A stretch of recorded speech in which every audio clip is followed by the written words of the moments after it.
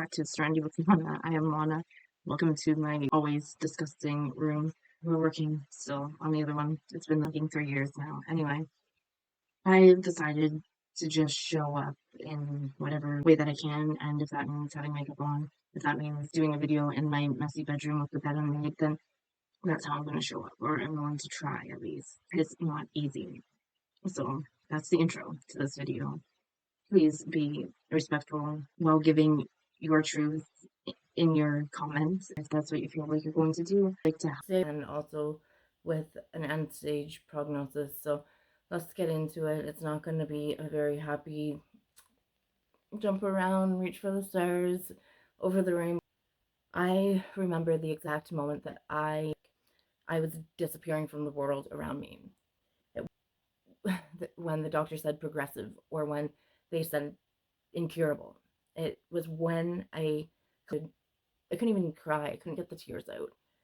It was when I asked someone I loved very much for help, for something so simple, so small. I thought that would mean as much to them as it did me. And they said yes. Some said no, so honestly. And then the ones that said yes never did follow up with me about it.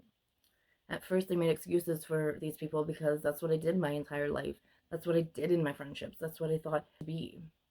They were busy, got life gets in the way. There's this, that, whatever. But the truth really sat heavy in my chest, in my heart, because I knew what the truth was. And it was that I didn't matter the way that they mattered to me. And honestly, life didn't get in the way. My request did. It wasn't important enough. When you are the one that always shows up for people, when you are the one that always makes plans, when you are the ones that always people together with an extra mile because your friend needs help, the one that they know they can call in the middle of the night and you will be there in an instant, who remembers birthday, who texts first, who listens to them cry over things you would give anything to worry about because they're so small and they don't matter the way they matter. I have the prognosis that I do.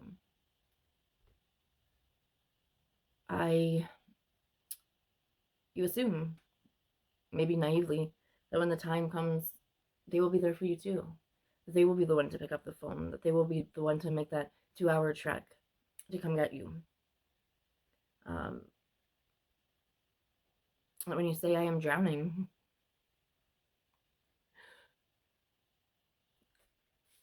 but you realize that nobody's gonna come for you. So you're raising a new baby and you want people to be in her life. What do? The reality of dying slowly while the world keeps moving on.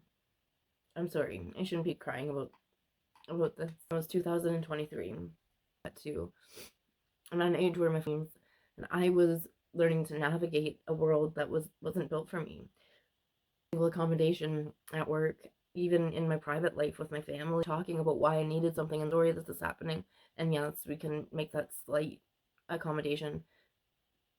People looked at me like I was asking for special treatment or that I was asking for something in my shoes, so I had to accept that they didn't know what it was like. Home. I can't climb the fire. It's embarrassing. We'll have to discuss it. What do you mean we'll have to discuss it? Can you help me carry this? My body's failing me. Are you sure you need help? I think you can do it. I've seen you do way more before.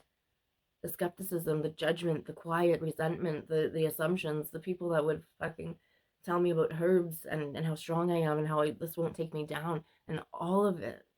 I wasn't asking for favors. I wasn't manipulating the system. I was asking for the bare minimum, contributing to the world around me, to my life, to allow my little girl to feel proud of her mother. And now actually I can't even get benefits because my husband makes too much. Like, it's ridiculous. I was trying to keep holding on to whatever piece or pieces of normalcy I before my body took them away from me. But to them, to my friends, to some of my family, to my colleagues, to some of the other shit I went to through nurses, I was inconvenient and I was making things difficult for them. So therefore, I was exaggerating. So we'll talk about the doctors and the professionals that were in my life that were supposed to be helping, but instead at others they became another layer of harm, a level of harm that I can't even imagine. It still seems like a movie. It seems so surreal. The ones who looked at detachment and knew that something else was going on, but sorry, I'm just a heart person. You're going to have to go to this person and wait 3 months. The ones who suggested mood stabilizers instead of solutions, who implied, sometimes outright stated, that maybe my grief, my frustration, and my fear was just a mental illness, and that it wasn't the brutal reality of watching my own life slip through my fingers at a young age when I just had a baby and I'm in love and I want to be doing it. I can't tell you how many doctors' hospitals I've left in more pain than when I arrived, and not just because of the symptoms that come with it, but because of how they made me feel. And they say that people can't make you feel a certain way, but they certainly can contribute to it. You can write that I need to gain confidence, but yet nobody is adding to that layer so that I can overcome it and I can feel better. I only feel worse. I didn't realize how crazy, or how I need to delete that word from my vocabulary, but how weird my hair was. Anyway, imagine being trapped in a body that is failing you while the world moves on, like you were never a part of it. I felt that way with a lot of people. Imagine trying to celebrate your child's milestones and holidays and your own milestones, knowing that next year you may not be there. Imagine looking at your partner who you've come to admire and have so much respect for and love, and knowing that no matter how much they love you, they can't understand what it feels like to wake up every morning knowing your body is one step closer to quitting, and you never know when that time's gonna come and you're gonna have to leave them with the burden taking care of everything on their own. Imagine realizing that the people you thought would be there for you, the ones that you celebrated and supported and held their head up when they needed you, aren't there for you. Sorry. They don't even text to check in, tell you about the good things that are going on in their life, what's happening. They don't ask how you're doing, or if they do, they don't really want the answer. They forget your birthday. You remember theirs, but don't communicate anymore. But you remember that they promised to do something that would have meant the world to you, but they just never did and never mentioned it again. Do you know what it feels like to sit with all of that every single day, every night? To absorb the quiet, crushing weight of knowing that you could disappear tomorrow. And for the most part, for most people, nothing would change. I wasted a lot of years caring about other people and thinking about other people and putting them first. No pill can fix that. No therapist can talk me out of that reality, and that sucks. But it's where I had been, and it took a really long time to start to deal with it my way, not the way that everybody else wanted me to deal with it. How would you feel if the roles were reversed? One day, and I hate to tell you this, especially if you're younger, but your body will fail you. Maybe not in the way that mine has, but nobody escapes it. Everybody ages. One day you may be the one asking for help, and maybe you are the one asking for help, but you just don't have a disability or a chronic illness like I do. One day you might be the person watch people hesitate before answering you, or deciding that, or they're weighing whether your suffering is inconvenient to them and what they're gonna tell you to put the onus back on you. So I guess with that, I want you to ask yourself, when was the last time that you checked on someone and really checked on them?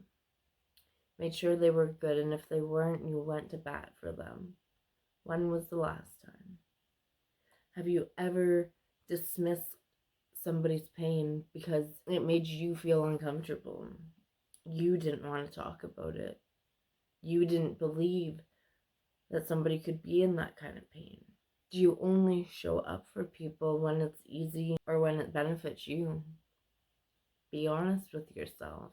I think we've all done it, but that needs to change. If somebody told you that they were applying for a maid because they couldn't bear to live in the world the way that it is for them. Would you assume that they just need a therapist and that they just need a little bit of help that way? Or would you actually listen to them and listen to what they're saying and ask questions that are uncomfortable so that you can get the answers you need to make a better judgment instead of an assumption? If you disappeared tomorrow, who would fight for you? Who would go looking for you? Who would say, something's wrong here? I don't trust that this nurse or this doctor. Who would be there? Who would show up for you? Who would write a tribute to you? Not because they had to or they were asked to, but because you made such an impact that they could not say no. Do you have those people in your life? Because I thought I did. And I don't know if I did things completely wrong, and I'm not even going to think about it. It's not worth my time now, but I wish people would have told me then.